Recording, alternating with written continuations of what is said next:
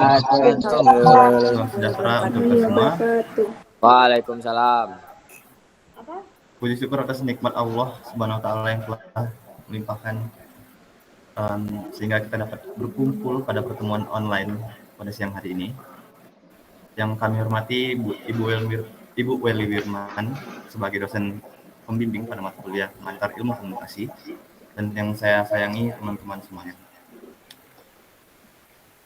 Perkenalkan, saya Karisma Abadi. Saya sebagai moderator pada presentasi kelompok 4 kali ini. Anggota dari kelompok 4 itu ada Ilna Yulia, Nurul Ain, Triana Olivera, dan Sri Wulandari. Kami kelompok 4 akan membahas materi mengenai komunikasi organisasi. Komunikasi. Istilah komunikasi atau communication berasal dari bahasa Latin, yaitu communicatus, yang berarti berbagi atau menjadi milik bersama. Kata sifatnya komunis, yang bermakna umum atau bersama-sama. Menurut leksikografer atau ahli kamus bahasa, merupakan suatu upaya yang bertujuan berbagi untuk mencapai kebersamaan. Organisasi. Bila satu bagian terganggu, maka akan ikut berpengaruh pada bagian lain. Lantas, apa itu komunikasi organisasi? Menurut Goldhaber, mengungkapkan bahwa komunikasi organisasi ialah proses buat membangun dan saling menukar informasi maupun pesan dalam suatu jaringan yang bergantung antara satu sama lain. Goldhaber menyebutkan bahwa komunikasi organisasi mempunyai tujuan buat mengatasi lingkungan yang tidak sempurna atau selalu berubah.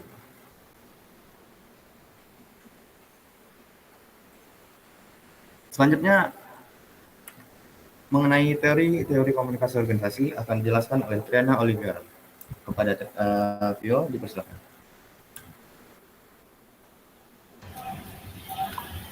Baik, yang pertama itu ada teori struktural klasik. Teori ini berkembang sejak 1800-an dan bisa disebut sebagai teori mesin. Organisasi ini digambarkan sebagai lembaga yang sentral dengan tugas-tugasnya serta memberi petunjuk mekanis strukturalnya yang bersifat kaku, monoton, dan tidak inovatif. Yang kedua itu ada teori neoklasik atau hubungan manusia. Lahir karena adanya ketidakpuasan dengan teori klasik.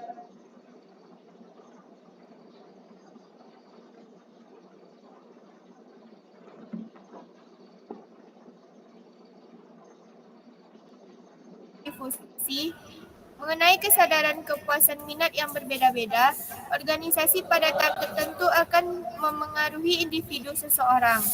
Pada saat yang sama, individu memberi pengaruh besar pada organisasi. Selanjutnya itu ada teori peniti penyambung. Itu menjelaskan adanya beberapa penyelia, yakni anggota dari dua organisasi atau kelompok tersebut. Penyelia ini bertugas sebagai penyambung atau seseorang mengingat kelompok kerja satu dengan yang lainnya. Kemudian ada teori sistem sosial. Hubungan antar manusia memungkinkan suatu organisasi bisa bertahan lebih lama ketimbang orang-orang yang ada di dalamnya. Hubungan antar manusia di dalam organisasi dinilai lebih penting ketimbang jabatan formal. Lalu ada teori public relation, menyatakan bahwa upaya yang dilakukan secara terencana dan berkesinambungan menyeluruh oleh suatu organisasi yang dilakukan untuk menciptakan serta memelihara niat baik agar saling mengerti antar organisasi dan orang di dalamnya. Dan terakhir itu teori kepemimpinan. Hersey memformulasikan 4 tugas pemimpin, diantaranya seperti memberi informasi secara lugas, memberi petunjuk, menjalin kerjasama dengan baik, dan mengambil keputusan. Baik, itu saja dari saya kembalikan kepada moderator. Terima kasih Triana Olivera atas penjelasannya. Kita lanjutkan mengenai teori komunikasi organisasi. Kita lanjutkan mengenai tujuan komunikasi organisasi yang akan dijelaskan oleh Nurul Ain. Pada Nurul Ain dipersilakan. Selanjutnya ada tujuan komunikasi organisasi. Tujuan komunikasi organisasi terbagi menjadi 4, yaitu pengambilan keputusan berdasarkan informasi yang diterima dengan akurat serta jelas sumber-sumbernya. 2. Menyampaikan informasi yang diperlukan untuk pengambilan keputusan. Ketiga, memegang peranan penting dalam proses kepengawasan. Dan yang terakhir, untuk menetapkan sasaran dan tujuan. Itu saja tujuan dari komunikasi organisasi. Selanjutnya saya serahkan kepada moderator. Terima kasih kepada Nurul Ain. Selanjutnya mengenai fungsi komunikasi organisasi akan dijelaskan oleh Ilna Yulia. Pada Ilna dipersilakan.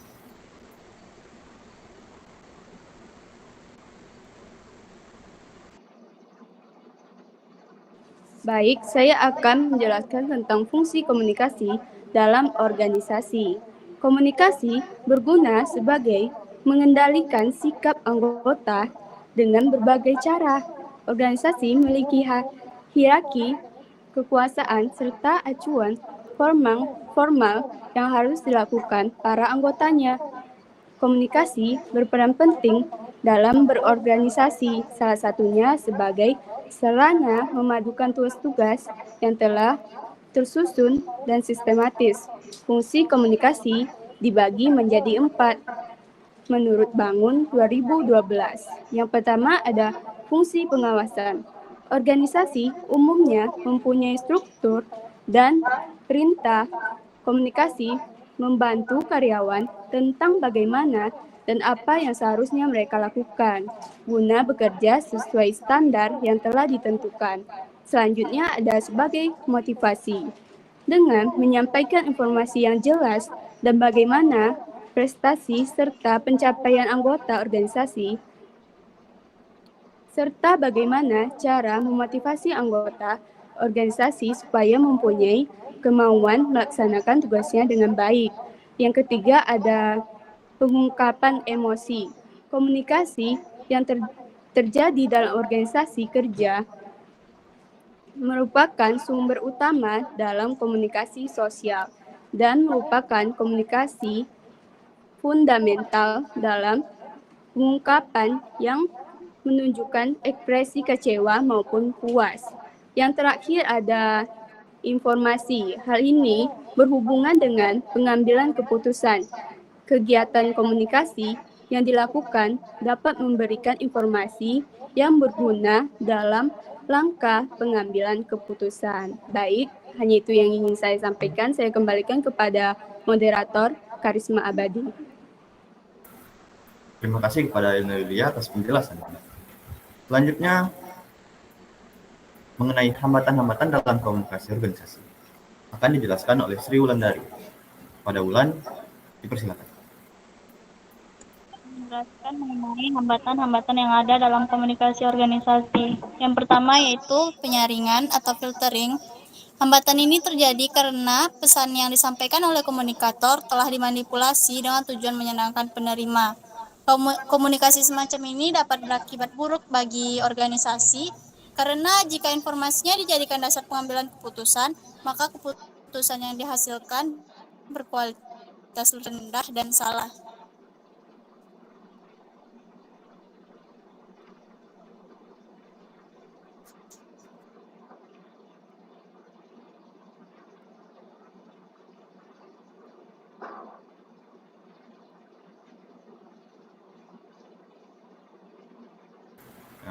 Mohon maaf, sepertinya ada kendala teknis. Mohon beri waktu sebentar agar untuk kita menunggu Sri Wulandari kembali online supaya bisa menjelaskan materinya kembali.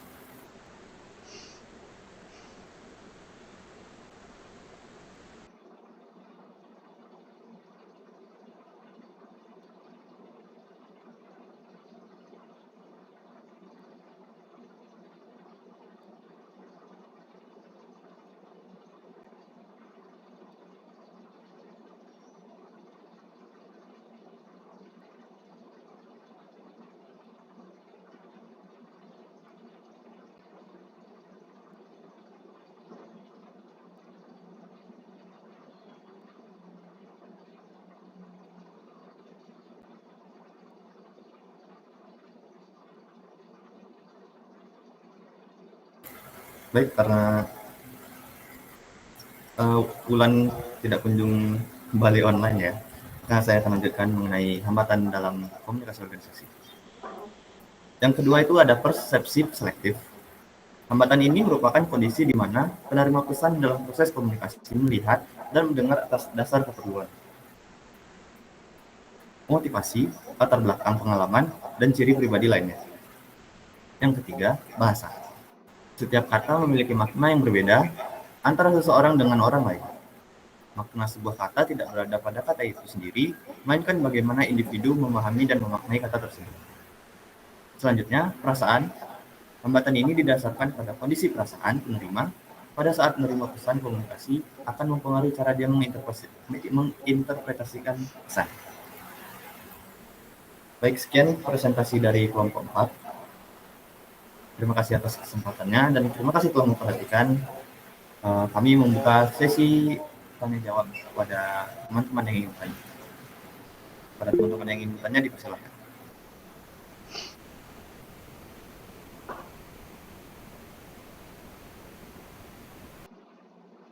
Izin moderator mau bertanya.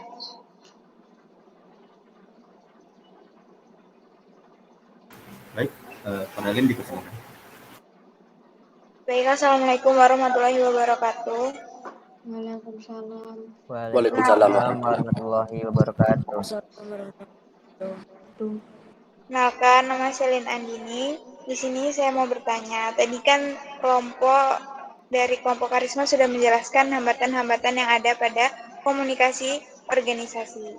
Yang mau saya tanyakan, bagaimana cara kalian mengatasi hambatan dari komunikasi organisasi? Terima kasih. Terima kasih kepada Alin atas pertanyaannya. Kami membuka dan menerima 2 pertanyaan lagi dari teman-teman semua. Jika ada yang ingin bertanya, silakan raise hand terlebih dahulu.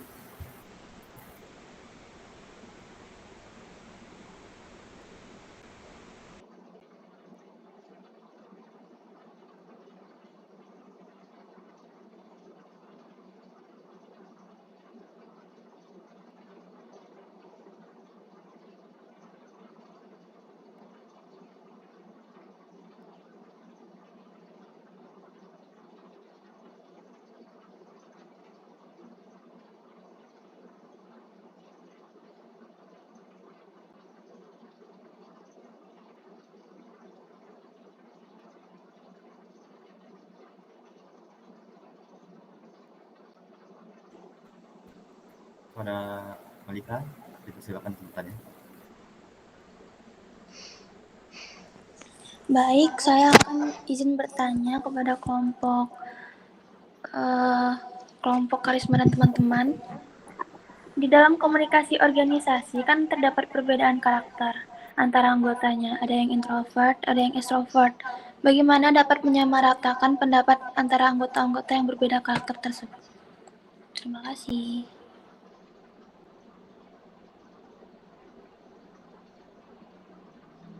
Terima kasih kepada Malika atas pertanyaannya.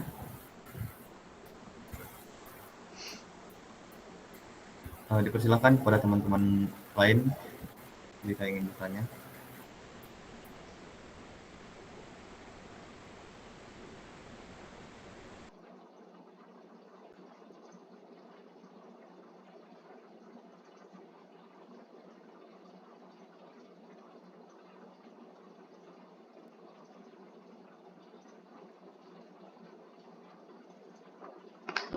Baiklah, karena tidak ada yang bertanya untuk sekarang, kami hanya menampung 2 pertanyaan yang telah diberikan tadi oleh Linda dan Malika. Kami meminta waktu untuk mendiskusikan pertanyaan-pertanyaan tadi. Dengan begitu, kami akan mengalihkan presentasi kali ini kepada kelompok 5. Pada kelompok 5, kami persilakan. Mana nih?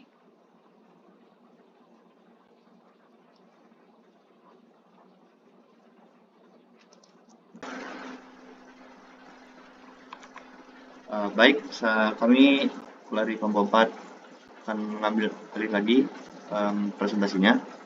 kami akan jawab pertanyaan dari teman-teman berikan tadi. Yang pertanyaan dari Lin tadi akan dijawab oleh Sri Wulandari. Pada Wulan dipersilakan. Ada Wulan nggak?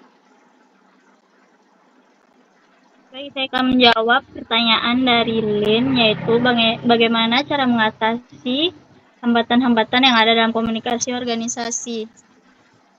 Yang pertama yaitu meningkatkan umpan balik. Untuk mengetahui apakah pesan atau informasi telah diterima, dipahami, dan dilaksanakan atau tidak. Yang kedua, empati, yaitu penyampaian pesan disesuaikan dengan keadaan penerima. Yang ketiga yaitu pengulangan. Pengulangan ini dilakukan untuk menjamin bahwa pesan yang disampaikan itu dapat diterima dengan baik oleh penerimanya. Yang keempat yaitu menggunakan bahasa yang sederhana. Tidak usah menggunakan bahasa yang berbelit-belit agar setiap orang dapat memahami isi pesan yang disampaikan.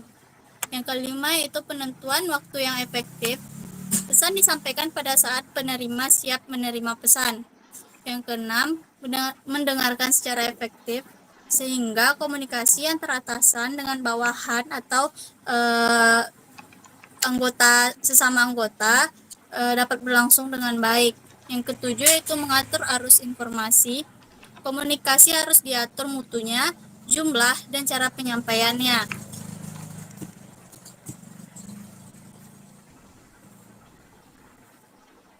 Lalu, pahami perbedaan individu atau kompleksitas individu dengan baik.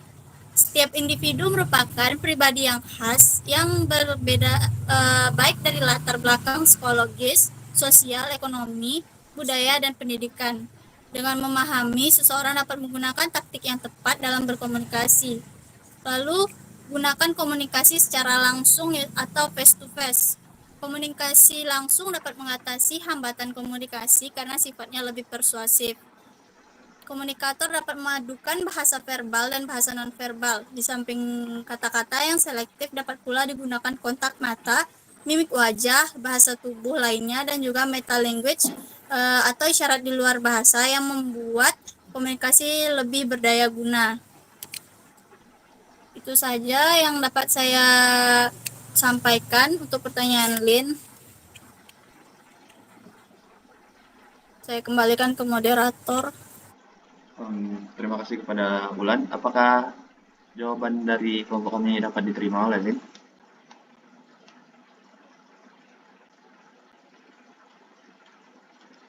Mungkin kepada teman-teman lain apabila memiliki pendapat lain terhadap jawaban kami, dipersilakan untuk mengutarakan pendapatnya.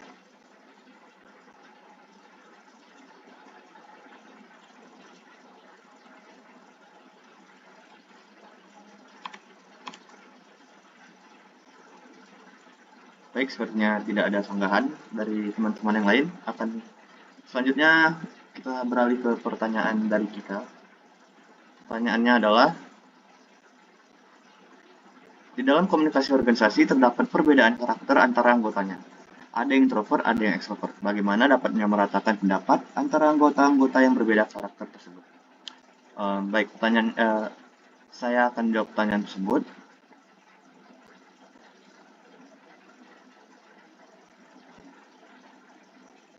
Ini mungkin konteksnya dalam pertukaran pendapat dalam organisasi ya. Anggota seharusnya akan saling bertukar pikiran terhadap tujuan yang organisasi telah tetapkan. Kita sebagai penengah atau bisa dibilang pemimpin lah ya, itu memantau pertukaran pikiran yang terjadi agar stay on track atau tidak keluar dari jalur terhadap suatu permasalahan. Peran seorang penengah dibutuhkan agar perbedaan-perbedaan yang ada dapat diminimalisir sehingga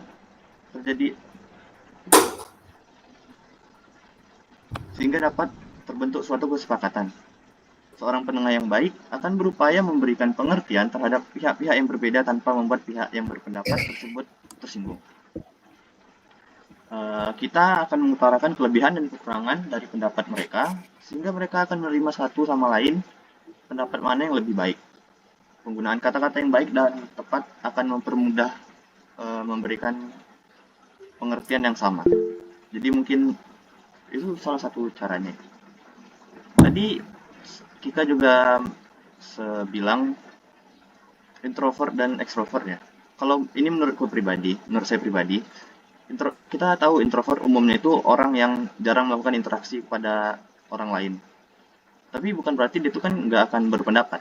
Jadi, dan juga extrovert banyak bicara dan akan selalu ngomong gitu, tapi bukan selalu dia benar. Jadi pengaruhnya di introvert atau extrovert itu nggak ada. Ya, begitu jawaban dari kelompok kami. Bagaimana pada Malika? Apakah dapat diterima? Baik, sudah diterima. Pada teman-teman lain jika ingin memberikan pendapat atau sanggahan dipersilakan. Oke, cukup Kar, jelas. Terima kasih Habibie. Dengan begitu, maka selesailah presentasi dari kelompok 4 mengenai komunikasi organisasi. Sebelum itu saya akan memberikan kesimpulan terhadap presentasi kali ini. Komunikasi organisasi merupakan sebuah proses pembagian pesan, ide atau sikap berupa penyampaian, penerimaan, hingga pertukaran informasi dan pesan dengan tujuan untuk mencapai suatu tujuan tertentu yang sudah ditetapkan oleh bersama. Komunikasi organisasi biasanya terjadi pada ranah profesi. Dengan disebutnya ranah profesi, maka akan diperlukan ketepatan komunikasi agar pesan dari jenjang bagian dalam organisasi mengandung kesamaan makna. Sekian penyampaian materi dari kelompok 4. Terima kasih atas perhatiannya. Mohon maaf juga atas kesalahan. Kami tutup. Assalamualaikum warahmatullahi wabarakatuh. Kami